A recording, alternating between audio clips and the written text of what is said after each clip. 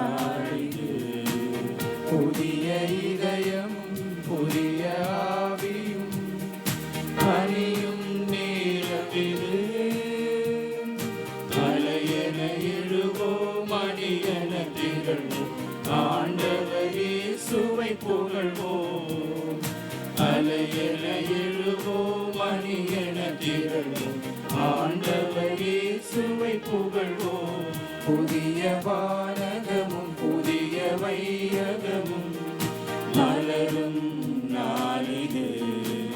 புதிய இதயமும் புதிய ஆவியும் அணியும் நேரமிது.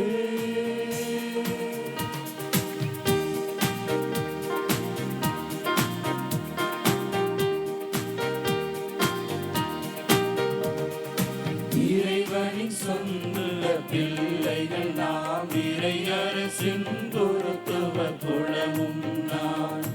இறைவனின் சொந்த பிள்ளைகள் நாம், இறையரசின் குருத்துவ குலமும் நான்.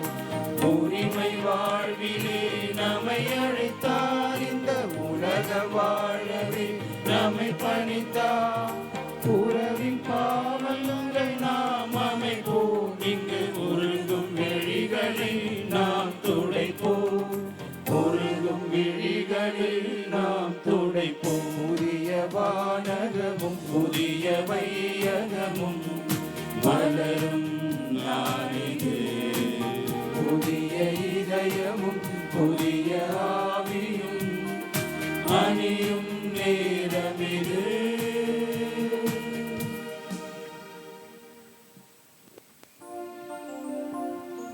தந்தை மகன் தூய ஆவியாரின் பெயராலே.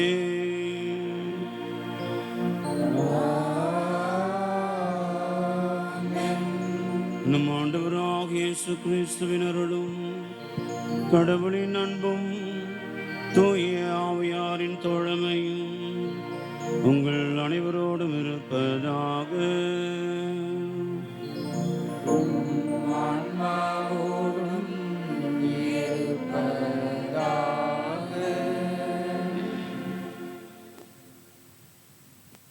திருப்பலி முன்னுரை. ஆண்டின் பொது காலம் 14ஆம் ஞாயிறு திருப்பலி கொண்டாட்டத்தில் பங்கேற்க வந்துள்ள இறைக்குலமே, நாம் அனைவரும் வாழ்வில் சந்தித்திருக்கும் அல்லது சந்திக்கவிருக்கும் இந்த வருத்தமான அனுபவத்தை இன்றைய ஞாயிறு வாசகங்கள் நினைவு இருக்கின்றன. அந்த அனுபவம் நிராகரிப்பு, புறக்கணிப்பு மற்றும் தொற்றுநோய் தாக்கங்கள். மனித அனுபவங்களே மிக ஆழமான காயங்கள் உருவாக்குவது நிராகரிப்பு, புறக்கணிப்பு. அதிலும் காரணங்கள் எதுவும் இல்லாமல் அல்லது நமக்கு புரியாத காரணங்களுக்காக நாம் புறக்கணிக்கப்படும் போது அந்த வேதனை மிக கொடுமையாக இருக்கும். தன் சொந்த ஊரிலேயே இறைமகன் இயேசு புறக்கணிக்கப்படுகிறார். அங்கே உடல் நலமற்றோர் சிலர் மேல் கைகளை வைத்து குணமாக்கியதை தவிர வேறு வல்ல செயல் எதுவும் இயேசுவால் செய்ய இயலவில்லை. அவர்களது நம்பிக்கையின்மை கண்டு அவர் வியப்புற்றார் என்று நற்செய்தியில் சொல்லப்பட்டுள்ளது. அற்புதங்களை ஆற்ற வல்ல இறைவனை கட்டி போட்டுவிடும் நம் முற்சார்பு எண்ணங்கள் அகற்றி முற்றிலும் மூடிய கல்லறைகளாக மாறியிருக்கும் நமது உள்ளங்களை இறைவன் திறந்து நமக்கு உயிர் தர வேண்டும் என்று உருக்கமாக இன்றைய திருப்பலில் மன்றாடுவோம்.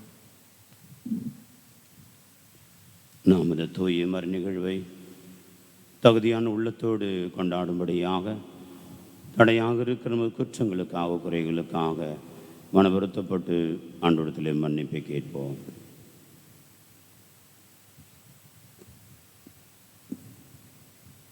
எல்லாம் அல்ல இறைவனிடமும்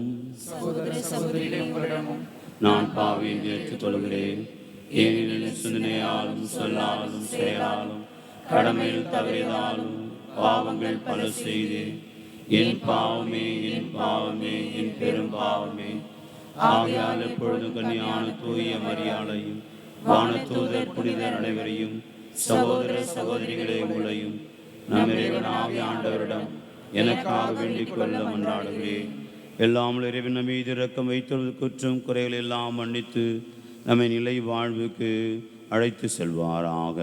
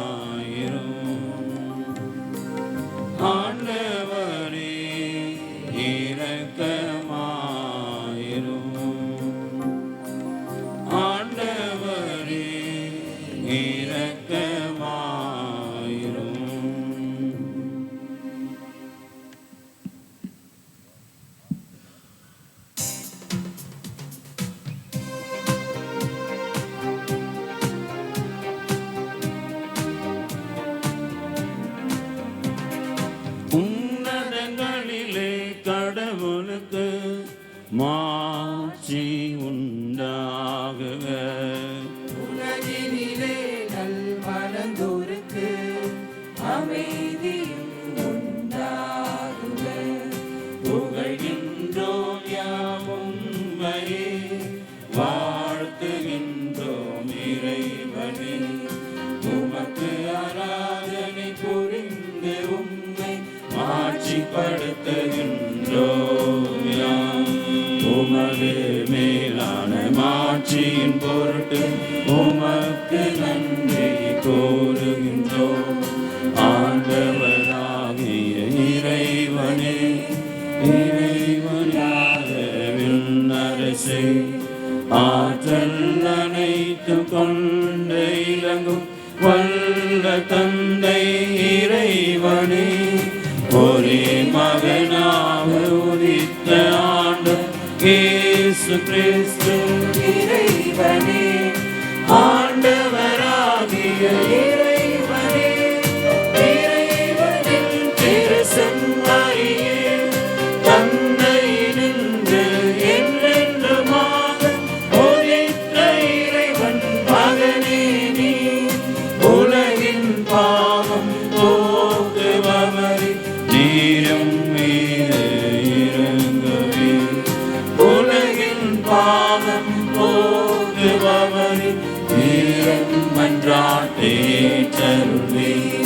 தந்தையின் வலப்பக்கம் வீற்றிருப்பவரே, நீரும் மீது இறங்குவே. கிறிஸ்துவே, நீரொருவரே தூயவர், நீரொருவரே ஆண்டவர், நீரொருவரே உன்னத தூய ஆவியோடு தந்தை இறைவன் மாட்சியில் இருப்பவர் நீரே.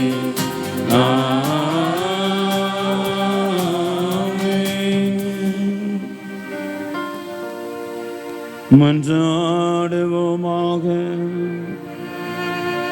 இறைவா, வீழ்ச்சுற்ற உலகை உம் திருமகனின் தாழ்ச்சியினால் மீண்டும் நிலைநிறுத்தினீரே. அதனால் பாவத்தின் அடிமை தலைகளிலிருந்து நீர் விடுவித்த உம் நம்பிக்கையாளருக்கு புனித பேரின்பத்தை தந்து அவர்கள் என்றும் நிலையான மகிழ்ச்சி அடைந்திட செய்வீராக. உம்மோடு தூயாவியாரின் ஒன்றிற்குள் இறைவனாய் என்றென்றும் வாழ்ந்து ஆட்சி செயல் ஆண்டவரும் உம் திருமகனுமாக இயேசு கிறிஸ்து வழியாக உம்மை மன்றாடுகின்றோம்.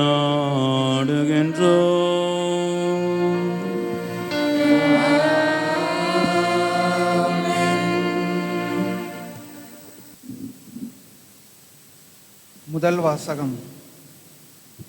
தங்களிடையே ஒரு இறைவாக்கினர் வந்துள்ளார் என்பதை அறிந்து கொள்ளட்டும். இறைவாக்கினர் எசேக்கியேல் நூலிலிருந்து வாசகம். அதிகாரம் 2, இறைவசனங்கள் 2-5 முடிய. அந்நாட்களில் ஆண்டவர் என்னோடு பேசுகையில் ஆவி என்னுள் புகுந்து என்னை எழுந்து நிற்க செய்தது. அப்போது அவர் என்னோடு பேசியவற்றை கேட்டேன். அவர் என்னிடம், மானிடா, எனக்கு எதிராக கிளர்ச்சி செய்யும் இனத்தாராகிய இஸ்ரேல் மக்களிடம் நான் உன்னை அனுப்புகிறேன். இன்று வரை அவர்களும் அவர்களுடைய மூதாதையரும் எனக்கு எதிராக கிளர்ச்சி செய்து கலகம் செய்துள்ளனர். வன்கண்ணும் கடின இதயமும் கொண்ட மக்களிடம் நான் உன்னை அனுப்புகிறேன். நீ அவர்களிடம் போய், தலைவராகிய ஆண்டவர் கூறுவது இதுவே என்று சொல். கலக வீட்டாராகிய அவர்கள் செவி சாய்த்தாலும் சாய்க்காவிட்டாலும் தங்களிடையே ஒரு இறைவாக்கினார் வந்துள்ளார் என்பதை அறிந்து கொள்ளட்டும். இது ஆண்டவர் வழங்கும் அருள்வாக்கு.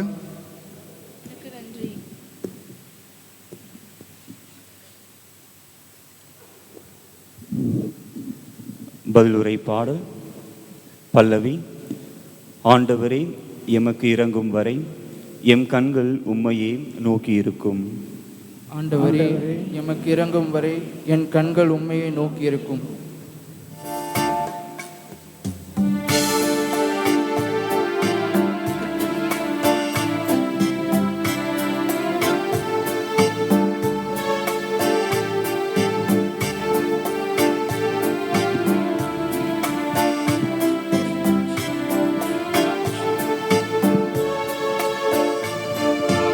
ஆண்டவரே, எமக்கு இறங்கும் வரை எம் கண்கள் உம்மையே நோக்கியிருக்கும். ஆண்டவரே, எமக்கு இறங்கும் வரை எம் கண்கள் உம்மையே நோக்கியிருக்கும். ஆண்டவரே, எனக்கு இறங்கும் வரை என் கண்கள் உம்மையே நோக்கியிருக்கும். ஆண்டவரே, எமக்கு இறங்கும் வரை என் கண்கள் உம்மையே நோக்கியிருக்கும்.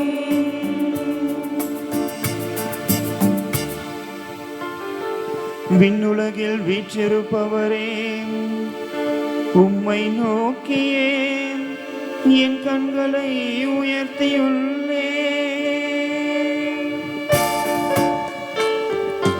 ஆண்டவரே, எமக்கு இறங்கும் வரை என் கண்கள் உம்மை நோக்கியிருக்கும். ஆண்டவரே, எமக்கு இறங்கும் வரை என் கண்கள் உம்மை நோக்கியிருக்கும். பணியாளனின் கண்கள் தன் தலைவனின் கைதனை நோக்கி இருப்பது போல, பணிப்பெண்ணின் கண்கள் தன் தலைவனின் கைதனை நோக்கி இருப்பது போல, எம் கடவுளாகிய ஆண்டவரே, நீர் எமக்கு இறங்கும் வரை எம் கண்கள் உம்மையே நோக்கி இருக்கும்.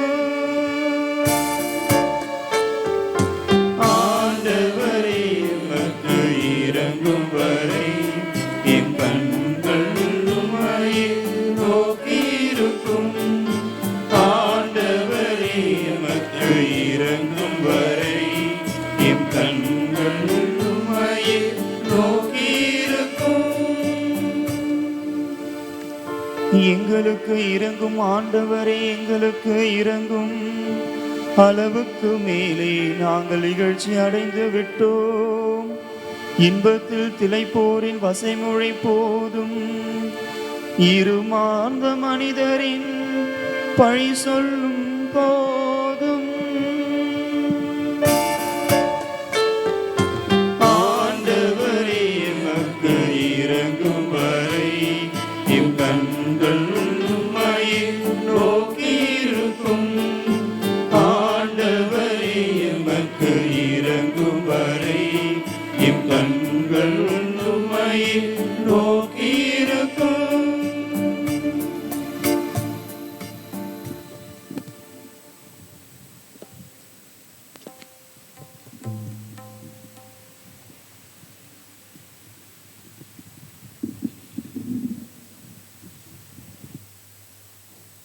இரண்டாம் வாசகம்.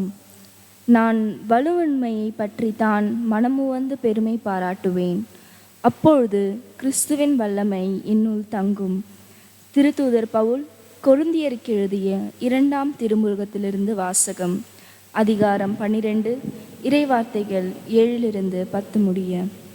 சகோதர சகோதரிகளே, எனக்கு அருளப்பட்ட ஒப்புயர்வற்ற வெளிப்பாடுகளால் நான் இருமாப்பு அடையாதவாறு பெருங்குறை ஒன்று என் உடலில் தைத்த முள் போல் என்னை வருந்தி கொண்டே இருக்கிறது. அது என்னை குத்தி கொடுமைப்படுத்த சாத்தான் அனுப்பிய தூணை போல் இருக்கிறது. நான் இருமாப்பு அடையாதிருக்கவே இவ்வாறு நடக்கிறது. அதனை என்னிடமிருந்து நீக்கிவிடுமாறு 3 முறை ஆண்டவரிடம் வருந்தி வேண்டினேன். ஆனால் அவர் என்னிடம், என் அருள் உனக்கு போதும், வலுவின்மையால் தான் வல்லமை நிறைவாய் வெளிப்படும் என்றார்.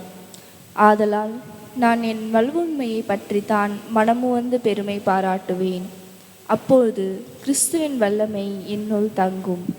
ஆகவே என் வலுவின்மையிலும் இகழ்ச்சியிலும் இடரிலும் இன்னலிலும் நெருக்கடியிலும் கிறிஸ்துவை முன்னிட்டு நான் அகமகிழ்கின்றேன். ஏனெனில் நான் வலுவிட்டிருக்கும்போது வல்லமை பெற்றவனாயிருக்கிறேன். இது ஆண்டவர் வருளும் அருள்வாக்கு. இறைவனுக்கு நன்றி.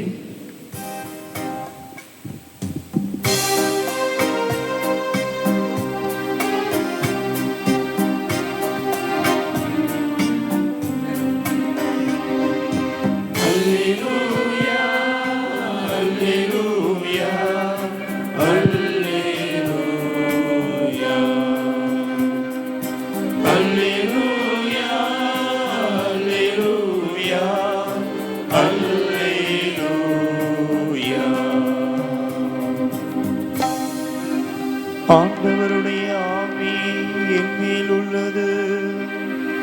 ஏழைகளுக்கு நற்செய்தியை அறிவிக்க என்னை அனுப்பியுள்ளார். அல்லேலூயா,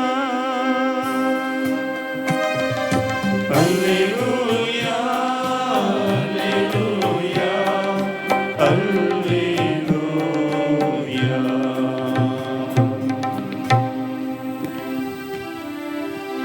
ஆண்டவர் உங்களோடு இருப்பாராக.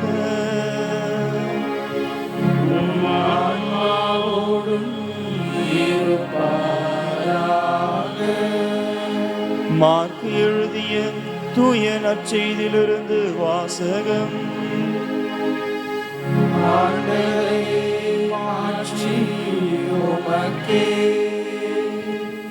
அதிகாரம் 6, இறைவசனங்கள் 1-6 முடிய. அக்காலத்தில் இயேசு தமது சொந்த ஊருக்கு வந்தார். அவருடைய சீடரும் அவரை பின்தொடர்ந்தனர். ஓய்வு நாள் வந்தபோது அவர் தொழுகை கூடத்தில் கற்பிக்க தொடங்கினார். அதை கேட்ட பலர் வியப்பில் ஆழ்ந்தனர். அவர்கள், இவருக்கு இவையெல்லாம் எங்கிருந்து வந்தன? என்னே இவருக்கு அருளப்பட்ட ஞானம்? என்னே இவருடைய கைகளால் ஆகும் வல்ல செயல்கள்? இவர் தச்சர் அல்லவா? மரியாவின் மகன்தானே?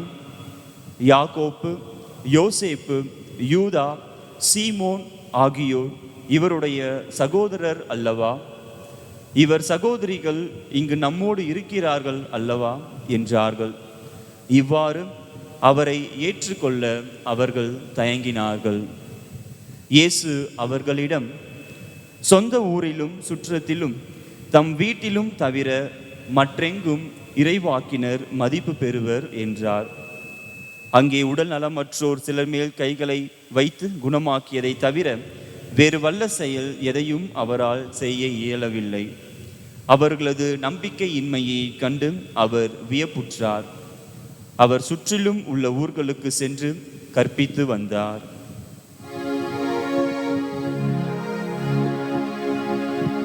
ஆண்டவரின் அருள்வாக்கு.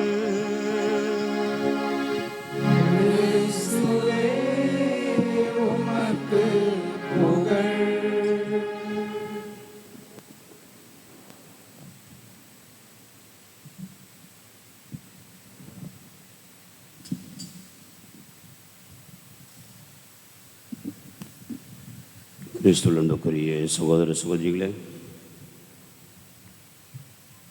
ஒரு கிராமத்தில் இருந்த ஒரு நாத்திகர், கடவுளை பற்றிய நம்பிக்கை இல்லாத ஒரு மனிதர். எப்பொழுதும் இந்த மக்களை பார்த்து கேலி கிண்டலமாக இருப்பார். அவங்க கடவுளை நம்புறதை பார்த்து, அவங்க செய்கிற விழாக்களை பார்த்துலாம் ரொம்ப கிண்டல் அடிப்பார். கடவுளை எங்களை நிரூபித்து காமிங்க, அப்போ நான் நம்புகிறேன் அப்படின்னு சொல்லிட்டு எல்லாம் நிறைய பேர் அவங்களுக்கு சவால் விடுவார். ஒரு நாள் இந்த ஊர் மக்கள்லாம் சேர்ந்து ஒரு முடிவுக்கு வராங்க. இவர் நம்ம எப்போதும் கிண்டல் அடித்து நம்மளை அசிங்கப்படுத்தி கொண்டே இருக்கிறார், என்ன செய்யலாம்? அப்பொழுது அந்த மனிதர் சொல்கிறார், சரி வாங்க எல்லாம் மலைக்கு மேலே போகலாம், நம்ம ஊர் மலைக்கு மேலே போவோம். அங்கே நீங்கள் உங்கள் கடவுளை கூப்பிடுங்க, ஜெபிங்க, என்ன பூஜைலாம் பண்ணுங்க. உங்கள் கடவுள் பதில் சொல்லிட்டாருன்னா நானும் கண்டிப்பாக கடவுள் நம்புகிறேன் அப்படின்னு சொல்கிறார். எலியா கார்மேல் மலையில் செய்த அதே போல் தான் ஏறக்குறைய. அப்போது என்ன பண்ணுறாங்க, சரி என்கிட்ட எல்லோரும் மேலே போகிறாங்க. வழக்கம் போல் எல்லாம் ஜெபிக்கிறாங்க, பூஜை போனாங்க, என்ன பண்ணி பார்த்தாங்க, எந்த கடவுளும் வரல, எந்த குரலும் வரல, எதுவும் நடக்கலை. ஆகவே கொஞ்சம் நேரம் போக போக மாலையானதும் எல்லாம் ரொம்ப வருத்தத்தோட வேதனையோட கடவுள் இப்படி நம்மளை கைவிட்டாரேன்னு சொல்லிட்டு ஒவ்வொருத்தராக ரொம்ப சோகமாக ஆரம்பிச்சிட்டாங்க. அப்பொழுது அந்த மனிதர் சொல்கிறார், இப்போயாவது ஏற்றுங்க, கடவுள் கிடையாது, கடவுள் நம்புறது வீண், ஒன்றும் பிரயோஜனம் இல்லை, கடவுள் இல்லாத கடவுள் ஏன் நம்புறீங்க என்று சொல்லி மீண்டும் சவால் விடுகிறார். எல்லாருக்கும் ரொம்ப வருத்தம், வேதனை, அதுக்குள்ளே கொஞ்சம் லேசாக இருட்டுடுச்சு. அப்படியே சோகத்தோடு எல்லாம் கீழே இறங்கி அவங்களுடைய வீட்டுக்கு வர ஆரம்பித்தாங்க. இந்த மனுஷனுக்கு ரொம்ப சந்தோஷம், ரொம்ப மகிழ்ச்சி. கடவுள் இல்லை, அவனை நிரூபிச்சிட்டோம் பார்த்தியான்னு சொல்லிட்டு நல்ல கழிப்பு நடனம், டான்ஸ் ஆட ஆரம்பித்தார். திடீரென்று ஒரு சின்ன கல் தட்டி விட்டுருச்சு. எங்கே போனாருன்னு தெரில, எதில் வந்தாலும் எதோ சரசார்னு இருட்டுக்குள்ளே போகிறப்பல தெரிஞ்சுது. கையில் ஏதோ ஒன்று கிடைத்தது, ஒரு கிளை, ஒரு விழுது, பிடிச்சிக்கினார். அது பத்திரமா பிடிச்சிக்கினார். பிடிச்சி தொங்கி கொண்டிருக்கிறார். நிச்சயமாக தெரிந்து கீழே பெரிய ஒரு பாதாளம் இருக்கிறது, விழுந்தால் முடிஞ்சு போச்சு, கதை முடிஞ்சிடும் என்பது போல் அவர் தெரியுது. அப்பொழுது அந்த மனிதர் சொல்லுகிறார், கடவுளே இப்போ நான் நம்புகிறேன், நீங்கள் என்னை இப்போ காப்பாற்றிட்டீங்கன்னா நீங்கள் கடவுள் இருக்கிறீங்க நான் நம்புகிறேன், எல்லார்கிட்ட போய் இதை சொல்லுவேன், அதனால் நீ எப்படியாவது என்னை காப்பாற்றுங்க அப்படின்னு சொல்லிட்டு கேட்குறாரு. கடவுள் பேசுவாரா? நீங்கள் பேசுங்க, கடவுள் தான் நீங்கள் பேசுவாரா? என்ன மூச்சு வரைய வெளியே வர மாட்டாங்க. பேசினார் கடவுள். அப்போ சொன்னார், ஆண்டவர் சொன்னார், கடவுள் சொன்னார், நான் உன்னை காப்பாற்றணும். ஆமாம். என்னை பற்றி சொல்லுவியா, என்னை நம்புவியா? ஆமாம், நிச்சயமாக நம்புகிறேன், ஊரெல்லாம் போய் நீங்கள் இருக்கிறீங்கன்னு சொல்லுவேன் நான். அப்படியா? சரி, அப்போ ஒன்று நீ செய்யணும். என்ன செய்யணும்? நீ எதை பிடித்து கொண்டு தொங்கி கொண்டிருக்கிறாயோ அதை விட்டுடு அப்படின்னு சொன்னார். நான் உன்னை காப்பாற்று. எதை பிடித்து கொண்டு தொங்கி கொண்டிருக்கிறான்? விழுதை பிடித்து கொண்டு தொங்கியிருக்கிறான். இருக்கிற ஒரே ஆதாயம் அவனுக்கு அதுதான். அவன் உயிரை காப்பாற்றக்கூடிய ஒரே காரியம் அந்த விழுது தான். அதை விட்டால் என்ன ஆகும்? செத்து தான் போகணும்.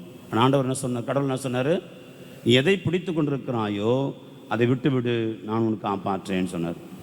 விட்டுருப்பான்னு நினைக்கிறீங்களா? அதுக்கும் பதில் சொல்ல மாட்டிங்களா? விட்டுருப்பாங்கன்னு நினைக்கிறீங்களா? கண்டிப்பாக விடலை, செத்து போனோம். அன்பார்ந்தவர்கள், இன்றைய நற்செய்தி மிக அருமையாக சொல்லுகிறது. ஆண்டவர் தன்னுடைய சொந்த ஊருக்கு போகிறாரு. சொந்த ஊரில் போன பிறகு அவங்க மக்கள் எல்லாம் அவர் ஏற்றுக்கொள்ள தயங்குறாங்க.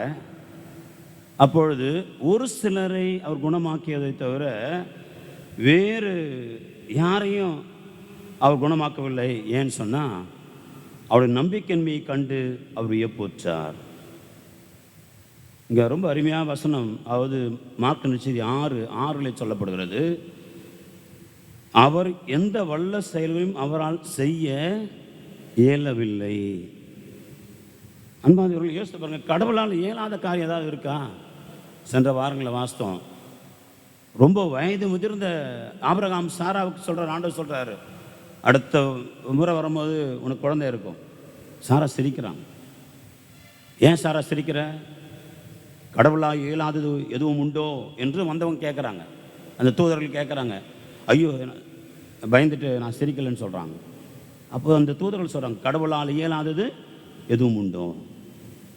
மீண்டுமாக தாய் மரியாளுக்கு சொல்லப்படுகிறது, உம்முடைய வயது முதிர்ந்த உறவினரான எலிசபெத் கருவுற்றிருக்கிறார், கடவுளால் இயலாதது எதுவும் உண்டோ? ஆகவே கடவுளால் ஆகாத காரியம் இந்த உலகத்தில் எதுவுமே கிடையாது, எதுவுமே கிடையாது. ஆனால் ஒன்றே ஒன்று உண்டு.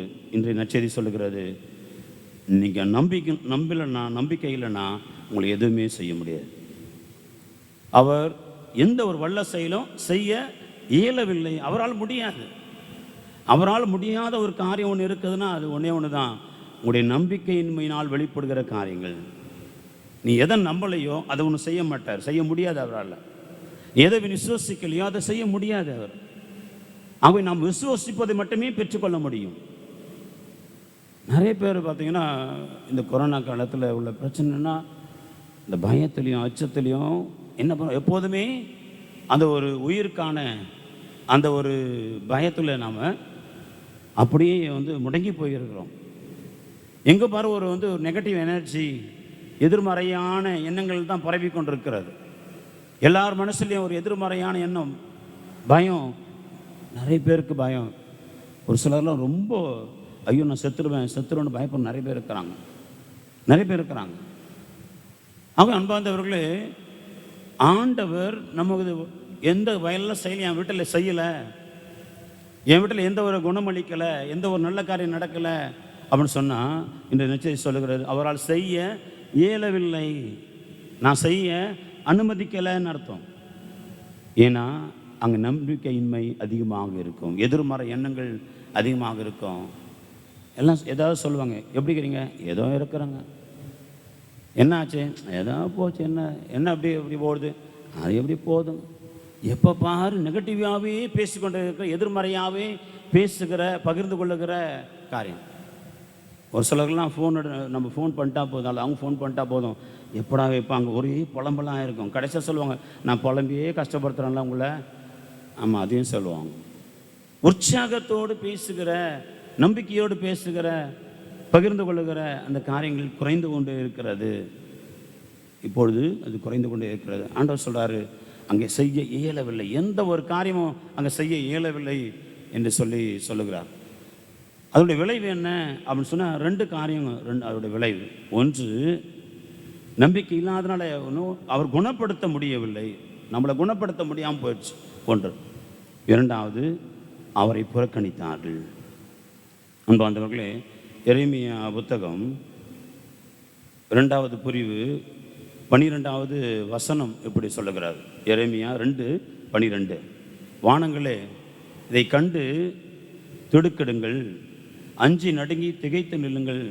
எதை பார்த்து அப்படின்னா சொல்கிறார் ஆண்டவர், ஏனெனில் என் மக்கள் 2 தீச்செயல்களை செய்தார்கள். 2 காரியங்களை, தீய காரியங்கள் என் மக்கள் செஞ்சுருக்கிறாங்க. ஒன்று, பொங்கி வழிந்தோடும் நீரூற்றாகிய என்னை புறக்கணித்தார்கள். இயேசுவே என்று புறக்கணித்தாங்க. அவர் சொந்த ஊருக்கு போகிறாரு, ஏற்றுக்கல. யோசித்து பாருங்கள், எவ்வளோ பெரிய வலி, வேதனை. ஊரில் இருக்கிறலாம் இவங்களை ஏற்றுக்கலாம், பிரச்சனை கிடையாது. சொந்த ஊருக்கு சந்தோஷமாக மகிழ்ச்சியாக போகிறாரு, அங்கே அவர் ஏற்றுக்கல. ஒருவேளை அவங்க குடும்பத்தார் ஏற்றுக்கலாம், இன்னும் மோசமாக இருந்திருக்கும். ஆகவே அவரை புறக்கணித்தார்கள். ஆண்டவர் இங்கே சொல்கிறாரு, 2 காரியங்கள். ஒன்று, பொங்கி வழிந்தோடு நீரூற்றாக என்னை புறக்கணித்தார்கள், தண்ணீர் தேங்காத உடைந்த குட்டைகளை தங்களுக்கு உடைந்து கொண்டார்கள். 2 தீச்செயல். ஒன்று, அவர் புறக்கணிச்சிட்டோம், பரவாயில்லை. அடுத்து இதோட மோசமான தீச்செயல். என்ன தீச்செயல்?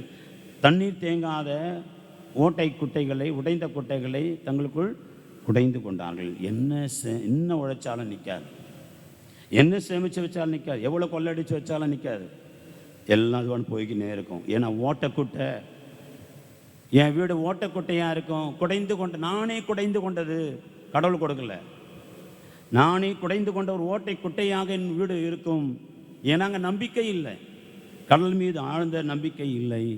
எனவே எவ்வளோ உழைச்சாலும் எவ்வளோ சேர்த்தாலும் அங்கே ஆண்ட மிக தொடக்க நூலில் மிக விடுதலை பயனுள்ள மிக அருமையாக சொல்கிறார், அதிகமாய் சேர்த்தவனுக்கு மிஞ்சியதும் எதுவும் இல்லை, குறைவாய் சேர்த்தவனுக்கு எதுவும் குறைந்தது எதுவும் இல்லை.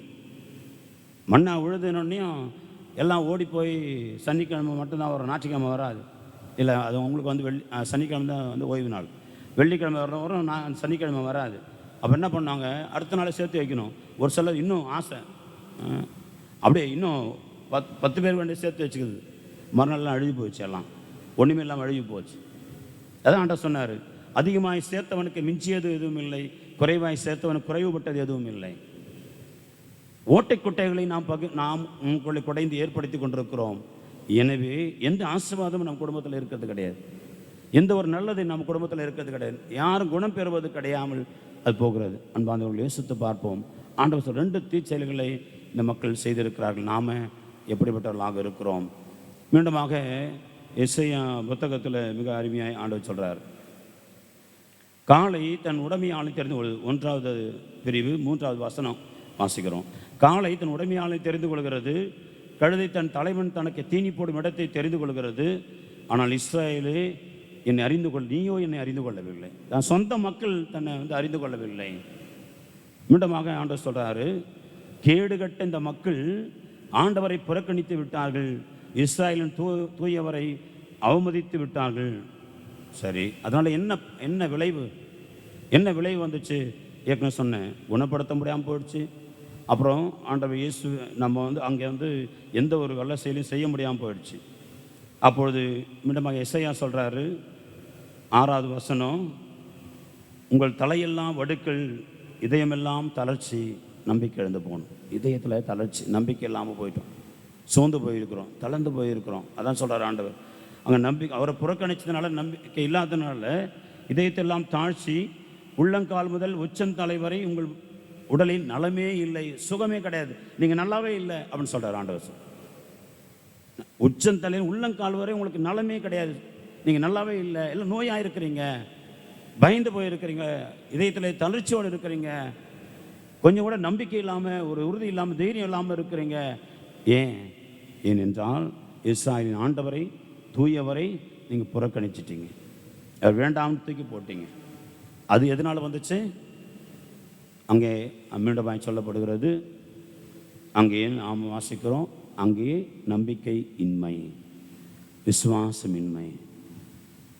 இன்றைய முதல் மாசத்திலும் கூட நாம் வாசிக்கட்டும். ஆக அன்பார்ந்தவர்களே, யோசித்து பார்ப்போம். வன் கண் கொண்ட மக்கள்னு ஆண்டவர் சொல்கிறார். அவ்வளோ கொடுமையான மக்கள்னு சொல்கிறார் ஆண்டவர். கிளர்ச்சி செய்யும் மக்கள், எப்பொழுதுமே கிளர்ச்சி செய்து கொண்டே இருக்கிற மக்கள், இந்த மக்கள் எனக்கு எதிராக நடந்து கொள்கிற மக்கள் என்று இன்றைய முதல் மாசத்திலே வாசிக்கட்டும். நம்முடைய குடும்பம், நம்முடைய வீடு எப்படிப்பட்டதாக இருக்கிறது? பவுல் சொல்வதை போல, வலுவற்று இருக்கிற பொழுது நான் வல்லமையோடு இருக்கேன், ஏன்னா ஆண்டோடைய வல்லமை அப்பொழுது தான் அதிகமாக செயல்படும் என்று சொல்லி நம்பிக்கையோடு இருக்கிறோமா? நம்முடைய எல்லா வித சோதனை, வேதனை, துன்பம், ஏன் மரணம் கூட வந்தால் கூட என்னுடைய வலுவின்மை, என்னுடைய நஷ்டம், என்னுடைய தோல்வி தான், அல்லது என்னுடைய வருத்தம், வேதனை இருக்கிறது, ஆனால் வல்லமையோடு ஆண்டவர் என்னோடு இருக்கிறார். நான் வலுவற்று இருக்கிற பொழுது வல்லமையோடு ஆண்டவர் செயல்படுகிறார், என்னோடு இருக்கிறார் என்று விசுவசிக்க முடியுமா? நம்ப முடியுமா? பவுல் நம்பினார், பவுல் விசுவசித்தார். அன்பார்ந்தவர்களே, நமக்கும் அப்படிப்பட்ட ஒரு விசுவாசம் வேண்டும் என்று சொல்லி பவுல் என்று அழைப்பு விடுப்பதை பார்க்கிறோம். யோசித்து பார்ப்போம் அன்புக்குரியவர்களே, நம்முடைய நம்பிக்கை எவ்வளவு தூரம் இருக்கிறது? மத்தேயு நற்செய்தியிலே மீண்டுமாக வாசிக்கிறோம். 13வது பிரிவில் மீண்டுமாக ஆண்டவர் சொல்லுகிறார், ஏன் நம்மளை குணப்படுத்தாமல் இருக்கிறாரு அப்படின்னு ஆண்டவர் சொல்கிறார். இந்த மக்களின் நெஞ்சம் கொழுத்து போய்விட்டது. யோசித்து பாருங்கள், நிறைய பேருக்கு ஹார்ட் அட்டாக் அதனால தான் வருதுன்னு நினைக்கிறேன், இல்லையா? அதான் சொல்லுவாங்க, அடைச்சிக்கிச்சு, கொழுப்பு போய் எல்லாம் அடைச்சிக்கிச்சுன்னு சொல்லுவாங்க. ஆண்டவர் சொல்கிறார், மத்தேயு 13:15 சொல்கிறார், இந்த மக்களின் நெஞ்சம் கொழுத்து போய்விட்டது, காது மந்தமாகிடுச்சு, நல்லது கேட்காது இந்த காது. அடுத்து சொல்கிறாரு, கண்கள் மூடிக்கொண்டார்கள், எனவே கண்ணால் காணாமலும், காதால் கேட்காமலும், உள்ளத்தால் உணராமலும், மனம் மாறாமலும் இருக்கிறார்கள், எனவே நானும் குணமாக்காமல் இருக்கிறேன். அங்கே பார்த்தோம், யோசித்து பார்ப்போம், நம்முடைய கண் எப்படி இருக்குது? நல்லதை பார்க்கிற கண்ணாக இருக்குதா? நம்முடைய காது உண்மையிலே ஆண்டவருடைய வார்த்தையை கேட்டு விசுவசிக்கிற காதுகளாக இருக்குதா? நம்முடைய நெஞ்சம் கொழுத்து போன நெஞ்சமாக இருக்கிறதா? அப்படி இருக்கிற பொழுது நிச்சயமாக ஆண்டவர் சொல்றார், நானும் குணமாக்காமல் வைத்திருக்கிறேன் அவர்களை. ஆக அன்பார்ந்தவர்களே, இதெல்லாம் நம்முடைய நலமாக்குவதற்கு, வாழ்வதற்கு, இன்னும் அதிகமாக நாம் உயர்வதற்கு தடையாக இருக்கிற காரியங்கள். எனவே நாம் ஆண்டவரை நம்ம விசுவசிப்போம். பொங்கி வழியும் நீரூற்று அவர், விசுவசிப்போம். அவரே நம்மை எப்பொழுதுமே உற்சாகத்தோடு உயிரோடு வைத்துக் கொள்ளுகிற ஆண்டவர், விசுவசிப்போம். அவரே நம்மை எப்பொழுதுமே வளப்படுத்தி வளர செய்கிறவர், ஓங்க செய்கிறவர் விசுவசிப்போம். அவரையே என்னை கனப்படுத்துகிறவர், என்னை மகிமைப்படுத்துகிறவர், தன் பிள்ளைகள் எப்பொழுதும் நிறைவாழ்வு பெற்று நிலைவாழ்வு பெறணும் என்பது அவருடைய விருப்பம். அதற்காகவே அவர் என்னோடு இருக்கிறார். விசுவசிப்போம், நம்புவோம். ஆக அன்பார்ந்தவர்களே, நம்முடைய குடும்பம், நம்முடைய வீடு எல்லாவற்றிலும் ஆண்டவர் உண்மையாகவே விசுவசிக்கப்பட வேண்டுமாய், நம்ப விசுவசிக்க வேண்டுமாய் நாம் ஒப்பு கொடுப்போம். நாம் யோசுவா சொன்னது போல, நானும் என் வீட்டாரும் ஆண்டவருக்கு மட்டுமே ஊழியம் செய்வோம் என்று சொன்னது போல, நம் குடும்பம் ஆண்டவருக்கு அர்ப்பணிக்கப்பட்ட குடும்பங்களாக வாழ, நம்பிக்கையோடு வாழ, விசுவாசத்தோடு வாழ, எல்லா ஆசிரியம் பெற்றுக்கொள்ள, ஆசிரியர் தடைகள் நீங்கி நலம் பெற இந்த திருப்பலியிலே தொடர்ந்து கொண்டாடுவோம். ஆமென்.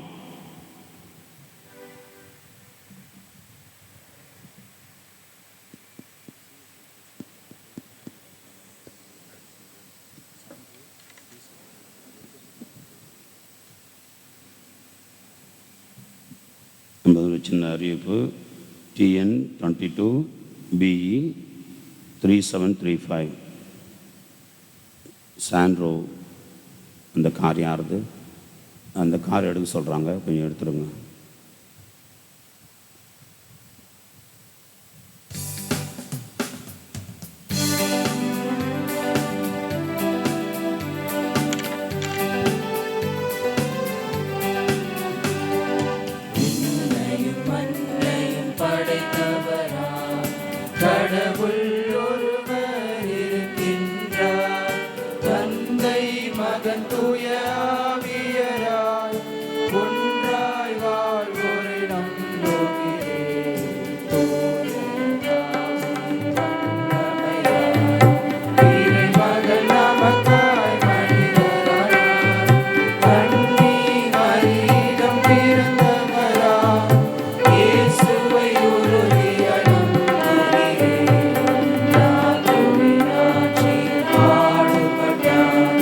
சிலுவையிலிருந்து அழைக்கப்பட்டார், மூன்றாம் நாளில் உயிர்த்தெழுந்தார், பிறப்பின் மீது வெற்றி கொண்டார். தந்தையிடம் அரியணை கொண்டு இருக்கின்றார், உலகம் முடியும் காலத்திலே நடுவர திரும்பவும்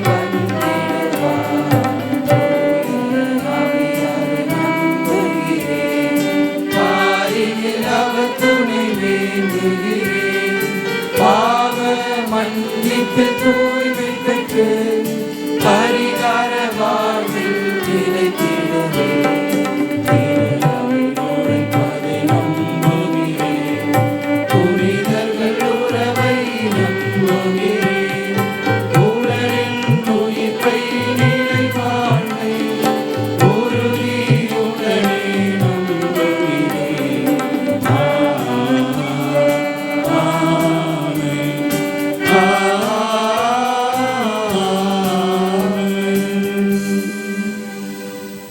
ஆண்டவர் நம்மோடு இருக்கிறார். நம்மை குணப்படுத்த, நலம் உண்டாக்க, நம்மை ஆசீர்வதிக்க அவர் நம்மோடு இருக்கிறார். அதற்காகவே பாடுகள் பட்டவர், அதற்காக உயிர்த்தவர், இன்று வரை நம்மோடு இருக்கிறவர். எனவே நம்முடைய ஜெபங்களையும் கூக்குரலையும் கேட்கிறார். நம்பிக்கையோடு எடுத்து வைத்து மன்றாடுவோம். வாழ்வின் ஊற்றே இறைவா, நிலையான குணமடைவதற்கு நாங்கள் மகிழ்வுடன் குடும்பமாக இணைந்து வந்துள்ளோம். எங்களின் முன்மாதிரியான சாட்சிய வாழ்வால் உலகிற்கெல்லாம் நலம் தரும் மருந்தாக மாறிட அருள் புரிய வேண்டும் என்று இறைவா உம்மை மன்றாடுகிறோம்.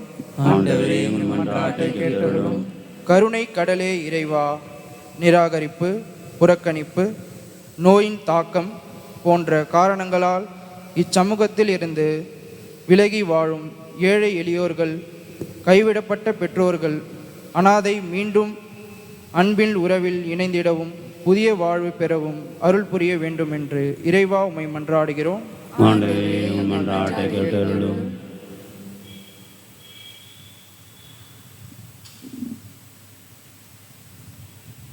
நாங்கள் நற்செயல்கள் புரிவதற்கின்றி கிறிஸ்து இயேசு வழியாக படைக்கப்பட்டிருக்கின்றோம் என்பதை உணர்ந்து அனைவரும் தங்கள் வாழ்க்கையில் நற்செயல்கள் புரிவதில் நாளுக்கு நாள் வளர வேண்டும் என்று இறைவா உம்மை மன்றாடுகின்றோம். தொற்று நோயில் மரித்த யாரும் நினையாத ஆன்மாக்களுக்காகவும் மரண தருவாயில் உள்ள துன்புறும் அன்பர்கள் அனைவரும் இறைமகன் இயேசுவின் நிலையான அமைதியையும் பேரின்ப வீட்டின் இன்பத்தையும் முழுமையாக பெற்றிட அருள் புரிய வேண்டும் என்று இறைவா உம்மை மன்றாடுகின்றோம். ஆண்டவரே, எங்கள் மன்றாட்டை கேட்டருளும். தனிப்பட்ட தேவைகளுக்காக உருக்கமாய் ஜெபிப்போம். ஆண்டவர் நம்பிக்கையின்மையினால் எந்த வல்ல செயலும் செய்யவில்லை. நாம் நம்பிக்கையோடு நிற்கிறோம் என்று சொன்னால் கேட்பதை பெற்றுக்கொள்வோம் என்று விசுவசித்து ஜெபிப்போம், ஒப்பு கொடுப்போம். ஆண்டவர் என் குடும்பத்தில் இருக்கிற தடைகளை உடைக்கட்டும். என் குடும்பத்தில் இருக்கிற எல்லா ஆண்டவருக்கு எதிரான காரியங்களெல்லாம் உடைபடட்டும்.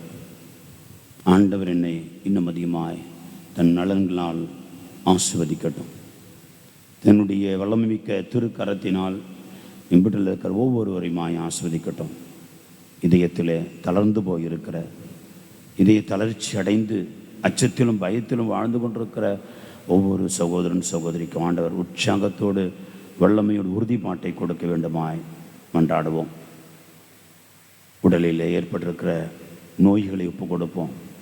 ஒருவேளை நம்மிடம் உதவி கேட்டிருக்கிற ஜெபித்துக் கொள்ளுங்கள் என்று சொல்லி பலரும் நம்மிடத்தில் உதவி கேட்டிருப்பாங்க. கொடிய நாள்பட்ட வியாதியினால் பலரும் நொந்து வருந்தி கொண்டிருப்பார்கள். நம்பிக்கையோடு ஒரு சிலர் போராடி கொண்டிருப்பார்கள். அவர்களுக்காக ஒப்பு கொடுப்போம். இறைவன் அவர்கள் மீது மனம் இறங்க வேண்டும். நம்முடைய விசுவாச ஜெபம் கேட்கப்பட வேண்டும். ஒப்பு கொடுப்போம். இந்த மன்றாட்டுகளில் ஆண்டவர் கிறிஸ்து வழியாக நாங்கள் உம்மை மன்றாடுகின்றோம். ஆமென்.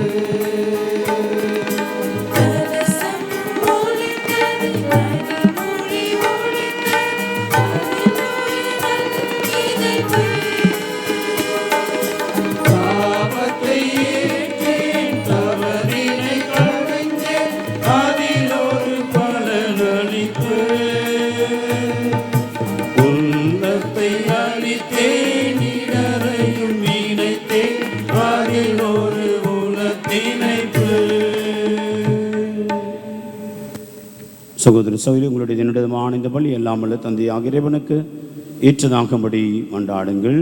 ஆண்டவர் தமது பெயரின் புகழ்ச்சிக்காகவும் ஆட்சிக்காகவும் நமது நன்மைக்காகவும் புனித திரு அவை அனைத்து நலனுக்காகவும் உமது கையிலிருந்து இப்படி ஏற்றுக்கொள்வாராக. ஆண்டவரே, உமது பெயரின் மாட்சிக்காக நாங்கள் நேர்ந்தளிக்கும் காணிக்கை எங்களை தூய்மைப்படுத்துவதாக.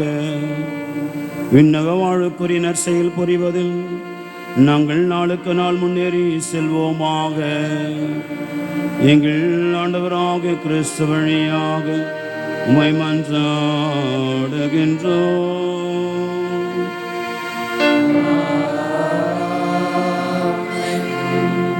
ஆண்டவருங்களோடு இருப்பாராக.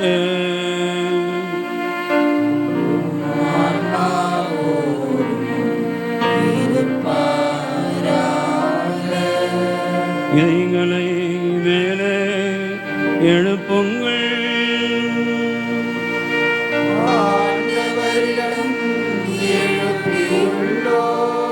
இறைவனாகிய ஆண்டவருக்கு நன்றி கூறுவோம். அது தகுதியும் நீதியுமானதே. ஆண்டவரே தூயவரான தந்தை என்றுமல்ல எல்லாமல்ல இறைவா, இந்நாளை விடத்தில் நாங்கள் உமக்கு நன்றி செலுத்துவது மெய்யாகவே தகுதியும் நீதியும் ஆகும். எங்கள் கடமையும் மீட்புக்குரிய செயலுமாகும். நாங்கள் வாழ்வதும் இயங்குவதும் இருப்பதும் உண்மையிலேதான். இந்த உடலோடு வாழ்க்கையில் இது பரிவரக்கத்தின் பயன்களை மட்டுமே நாள்தோறும் அனுபவிப்பதொன்றி இப்பொழுது நிலைவாழ்வின் பிணையும் கொண்டுள்ளோம். ஏனெனிலும் ஆவியாரின் முதற்கனிகளை பெற்றுள்ள நாங்கள் பாஸ்கா மறை நிகழ்வின் பயன் எங்களுக்கு என்று உண்டு என நம்புகின்றோம். அந்த ஆவியார் வழியாகவே நீர் இயேசுவை சாவினின்று உயிர் தெழ செய்தீர். ஆகவே நாங்கள் வானதூதர் அனைவரோடும் சேர்ந்து உம்மை புகழ்ந்தேத்தி அக்களித்து கொண்டாடி பாடுவதாவது.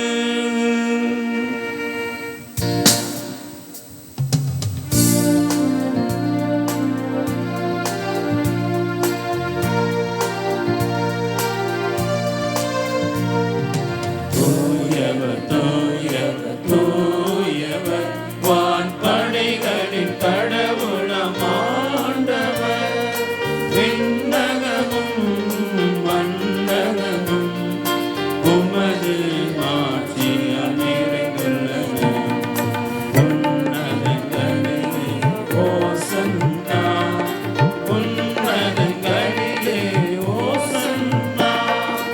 ஆண்டவர் பெயரால் வருகிறவர் ஆசி பெற்றவரே. உன்னதங்களிலே ஓசன்னா, உன்னதங்களிலே ஓசன்னா. ஆண்டவர் மெய்யாகவே தூயவர், தூய்மை அனைத்திற்கும் ஊற்று. அவருடைய ஆவியை பொழிந்து காணிக்கைகளை தூய்மைப்படுத்த வேண்டுகிறோம். இவ்வாறு எங்கள் ஆண்டவர் இயேசு கிறிஸ்துவின் உடலும் இரத்தமுமாகவே எங்களுக்கு மாறுவனவாக. அவர் பாடுபட உளம் கனிந்து தம்மை கையளித்த போது அப்பத்தை எடுத்து நன்றி செலுத்தி அதை விட்டு தம் சீடருக்கு அளித்து அவர் கூறியதாவது, அனைவரும் இதிலிருந்து பெற்று உண்ணுங்கள். ஏனெனில் இது உங்களுக்காக கையளிக்கப்படும் என் உடல்.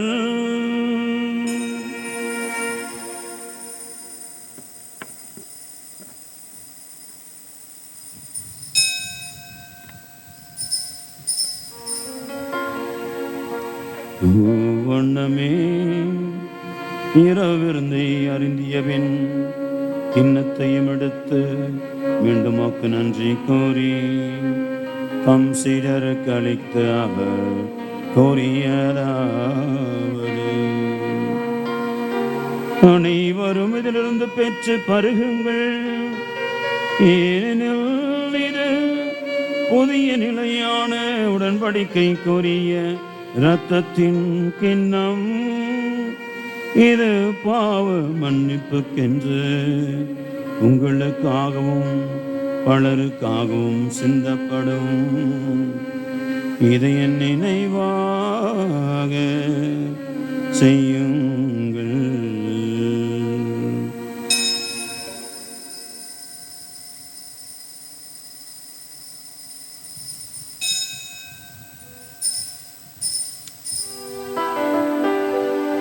நம்பிக்கையின் மறை பொருள்.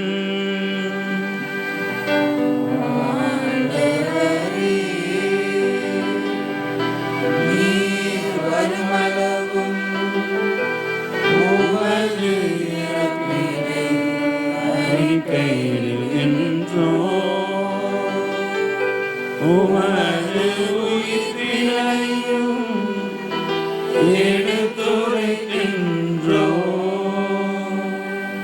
ஆகவே ஆண்டவரே, நாங்கள் கிறிஸ்து இறப்பையும் உயிர்ப்பையும் நினைவு கூர்ந்து வாழ்தரும் அப்பத்தையும் மீட்படி கண்ணத்தையும் ஒப்புக் கொடுக்கின்றோம். உம் திருமணம் கோழியும் புரிய தகுந்தவர்களை ஏற்றுக்கொண்டீர். எனவே உமக்கு நன்றி செலுத்துகின்றோம். மேலும் கிறிஸ்துவின் உடல் இரத்தத்திலும் பங்குள்ள எங்களை தூய் ஆவியார் ஒன்று சேர்க்க வேண்டும் என உம்மை தாழ்மையுடன் கொண்டாடுகிறோம். ஆண்டவரே, உலக வரவிருக்கும் அது திரு அவை நினைவு கூறுதலும் எங்கள் திருத்தந்தை பிரான்சிஸ், எங்களுடைய பேராயர் ஜார்ஜ் ஆண்டனி சாமி, எல்லா திருநிலையினர் அனைவரோடும் முது திரு அவை அன்பில் நிறைவு பெற செய்திருளும். மேலும் உயிர்த்தெழும் எதிர்நோக்குடன் துயில் கொள்ளும் எங்கள் சகோதர சகோதரிகளையும் இறந்தோர் அனைவர் இறக்கத்தோடு நினைவு கூர்ந்து உமது திருமுகவலில் ஏற்றருளும். அனைவர் மீதும் இரக்கமாயிரும். கடவுளின் கன்னித்தாயான புனித மரியா, அவருடைய கணவரானபடி யூசோப்பு, புனித திருத்தூதர்கள், உலகில் மோக்க வந்தவராக இருந்தோர் ஆகிய புனிதர் அனைவருடனும் நிலைவாழ் பங்குகளும் தகுதி பெற்று திருமகன் இயேசு கிறிஸ்து வழியாக இப்பொழுந்தேத்து மறுமருள மேமன்றாடுகின்றோம்.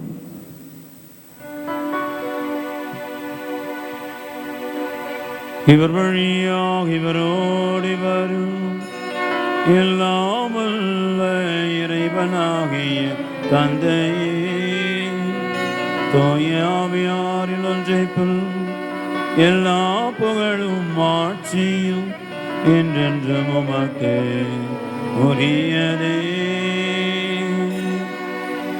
ஆமென், ஆமென், ஆமென்.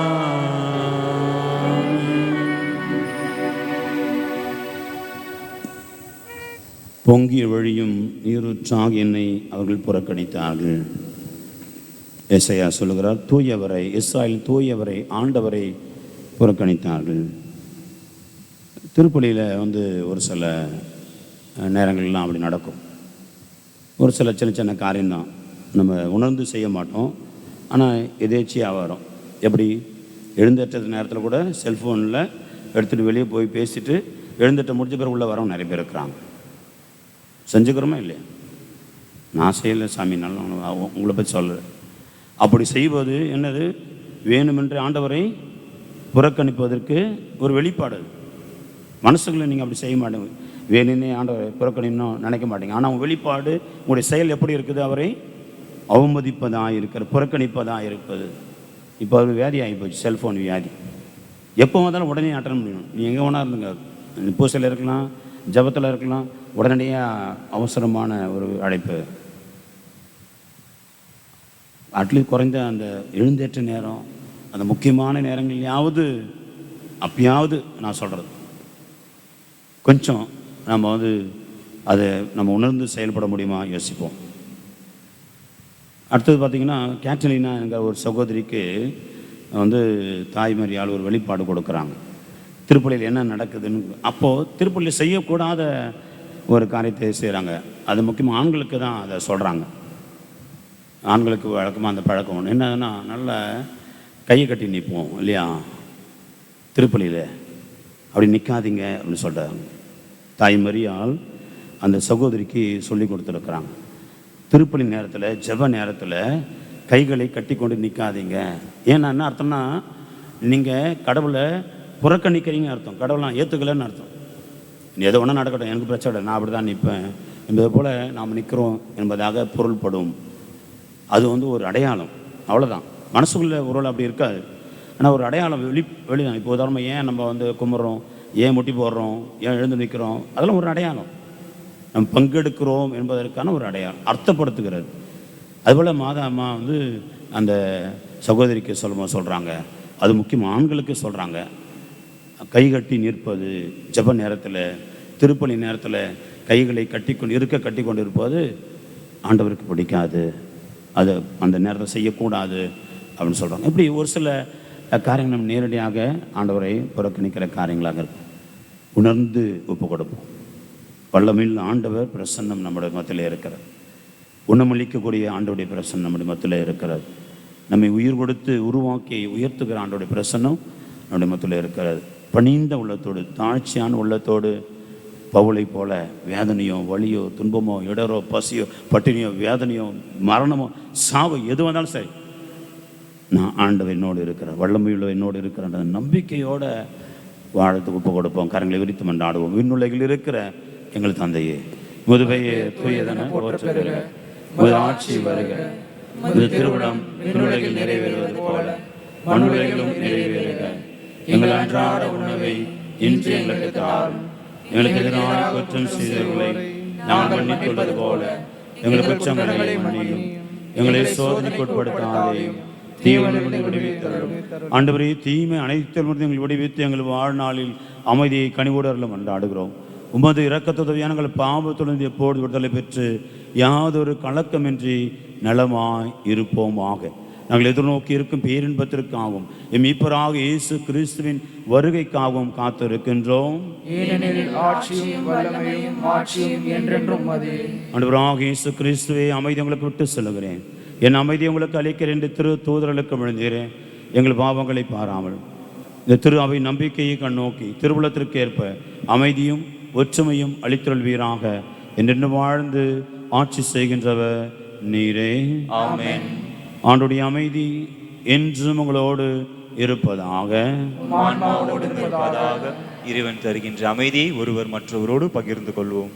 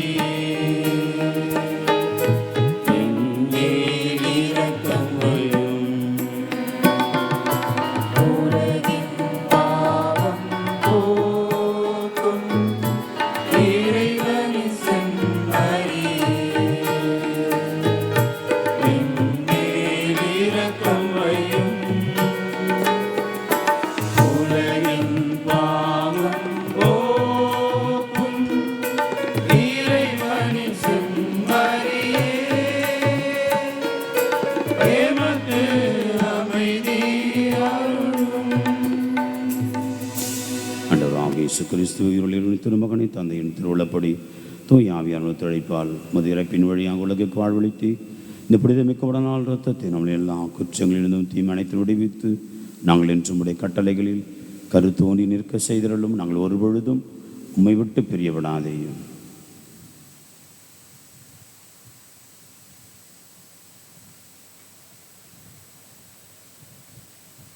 இதோ இறைமகன் இயேசு கிறிஸ்து குற்றங்கள் பலவீனங்கள் பாவங்களை எல்லாம் போக்குகின்ற இறைவனின் சம்மரி. நம்முடைய நம்பிக்கையின்மையை கடிந்து கொள்கிறவர் அவரே. அதை போக்கி நாம் விசுவாசத்தோடு இவரை நோக்குகிற பொழுது குணமளிக்கக்கூடியவர், உயிரளிக்கக்கூடியவர், வாழ்வளிக்கக்கூடியவர், வளர்ச்சியும் முன்னேற்றத்தையும் வாழ்வின் ஆசீர்வாதங்களையும் கொடுக்க ஆண்டவர் நம்மை தேடி வருகிறார். விருந்துக்கு அழைக்கப்பெற்ற நம் அனைவரும் பேறு பெற்றோர்.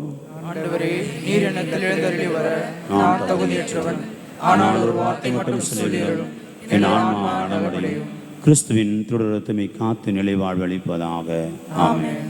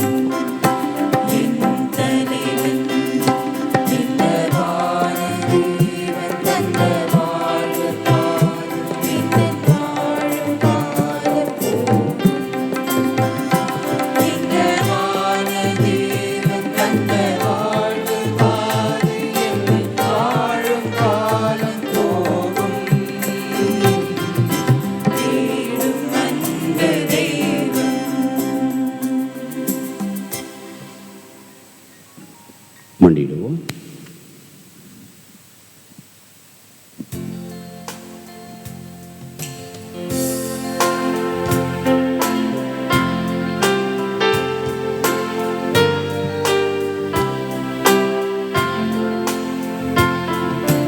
கிறிஸ்துவின் ஆன்மாவே என்னை புனிதமாக்கும், கிறிஸ்துவின் திருவுடலே என்னை மீட்டருளும், கிறிஸ்துவின் திருரத்தமே எனக்கு எழுச்சியூட்டும்,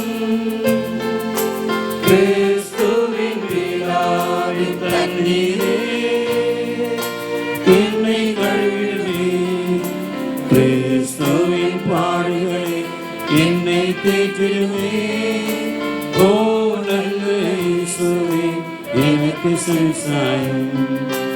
உம் திரு காயங்களுள் என்னை மறைத்தருளும். உம்மிடமிருந்து என்னை பிரிய விடாதேயும். தீய பகைவரிடமிருந்து என்னை காத்தருளும். எனது இறப்பின் வேளையில் என்னை அழைத்தருளும். உம்மிடம் வர எனக்கு கட்டளையிட்டருளும். புனிதர்களோடு காலம் உம்மை புகழ செய்யும்.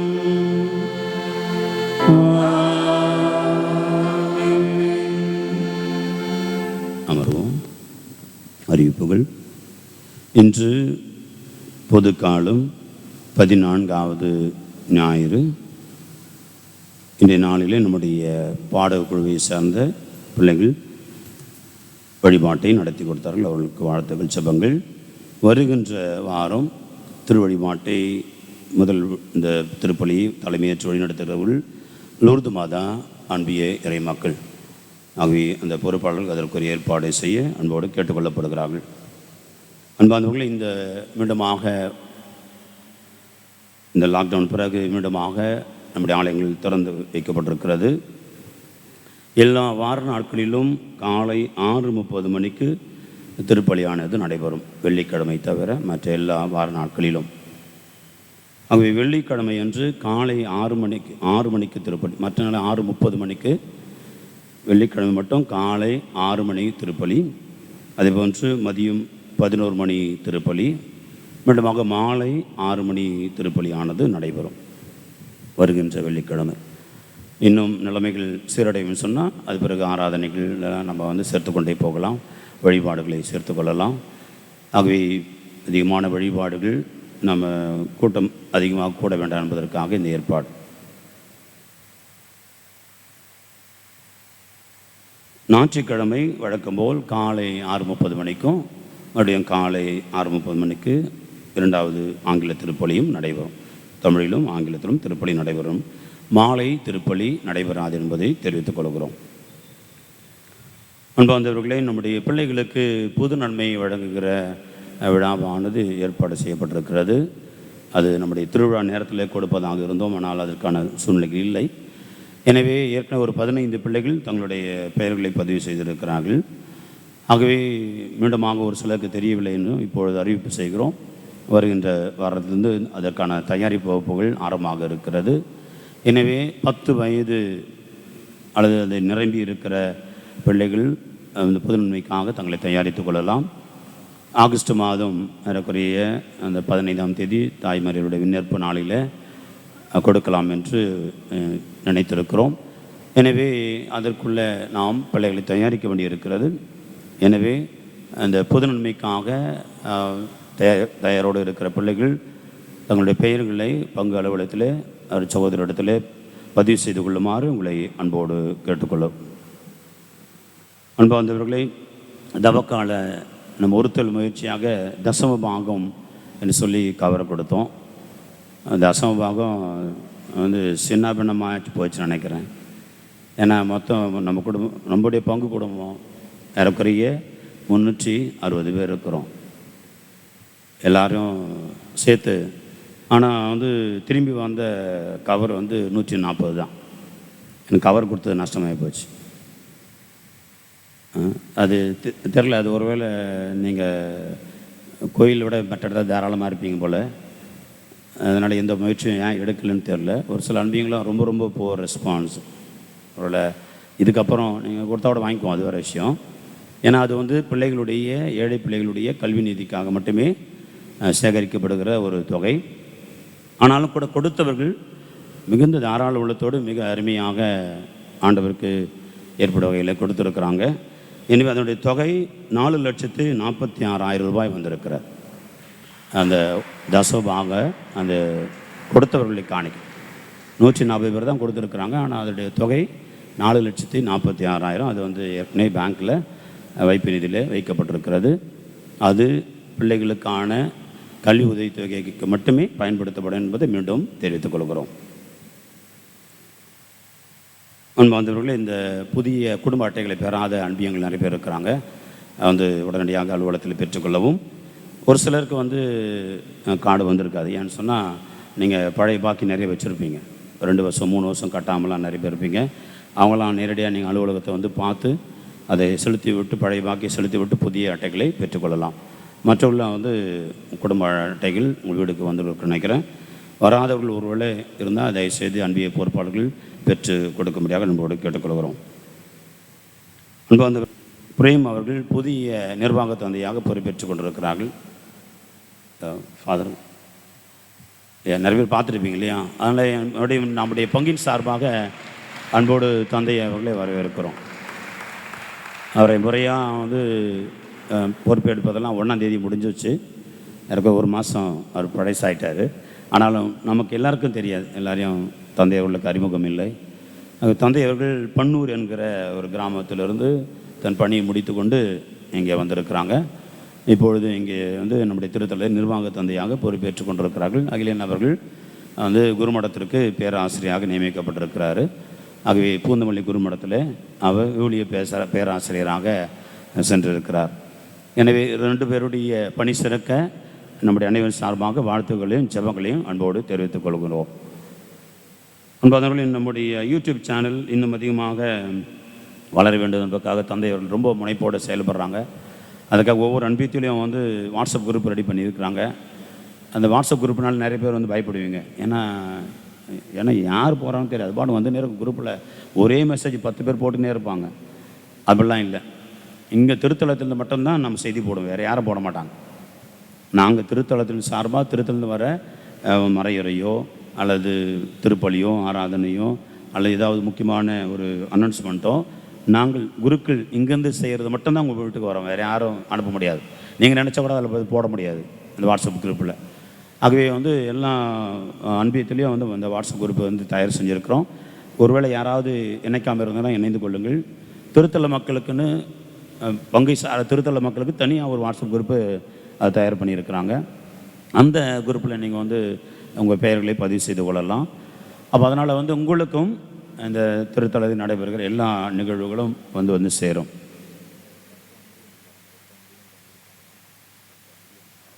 10 அன்பியங்கள் தங்களுடைய அந்த வாட்ஸ்அப் நம்பர் தராமல் இருக்கிறீங்க, தயவுசெய்து கொஞ்சம் கொடுத்துருமாறு நம்முடைய தந்தைவர்கள்லாம் அதை வந்து பொறுப்பேற்று செய்கிறாங்க. எனவே கொடுக்குமாறு அன்போடு கேட்டுக்கொள்கின்றோம். YMCAலேருந்து ஒரு வேலைவாய்ப்பு செய்து வந்திருக்கிறது. தேவைப்படுவர்கள் பார்த்து தெரிந்து கொள்ளவும் எழுந்து நிற்போம்.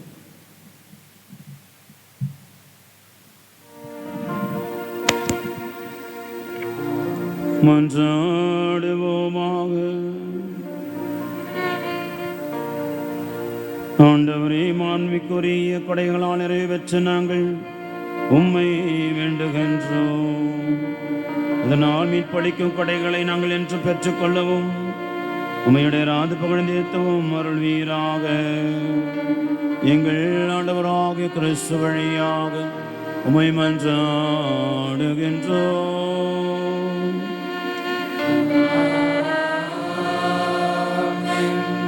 ஆண்டவங்களோடு இருப்பாராக.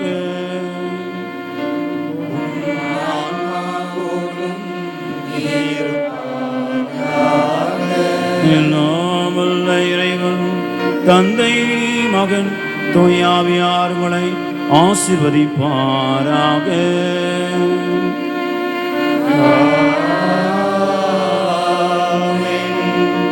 இறைவனை நம்பி ஏற்றுக்கொள்கின்ற மக்களாக சென்று வாருங்கள், திருப்பலி நிறைவேறிற்று. இறைவனுக்கு நன்றி.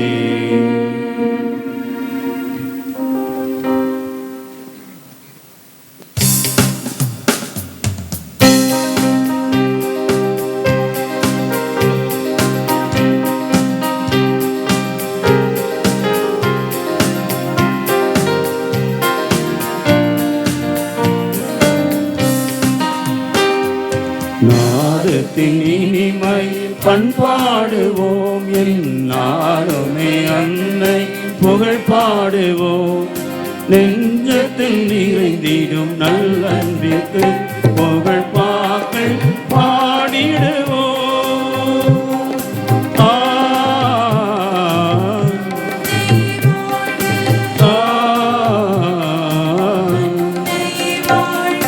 அருளாய் நிறைந்த அன்னையே நீ வாழ்க.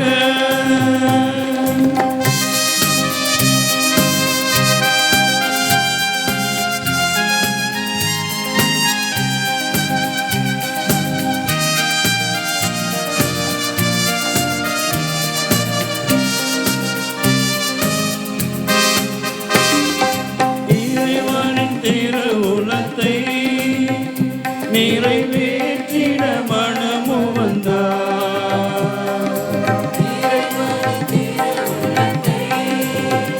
நிறைவேற்றிட மனமு வந்தார். இன்று மறை புகழும் வழி இறையுள்ளம் அறிந்தே குறையின்றி காத்திடுவார். நாதத்தின் இனிமையில் பண்பாடுவோம், நாளுமே அன்னை புகழ் பாடுவோம். நெஞ்சத்தில் நிறைந்திடும் நல்லன்பிற்கு புகழ் பாடல் பாடிடுவோம்.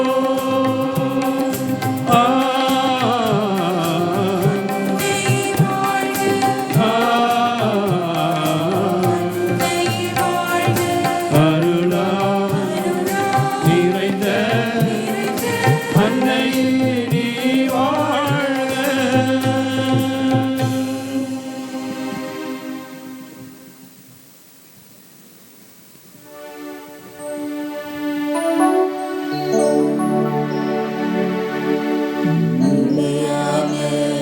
புகழுக்குரிய தூய்மை மிகு நற்கருணைக்கு எல்லா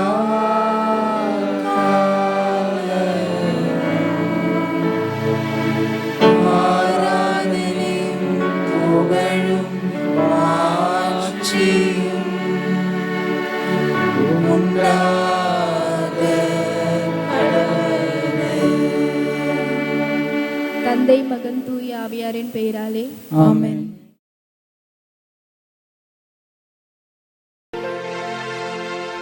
எங்கள்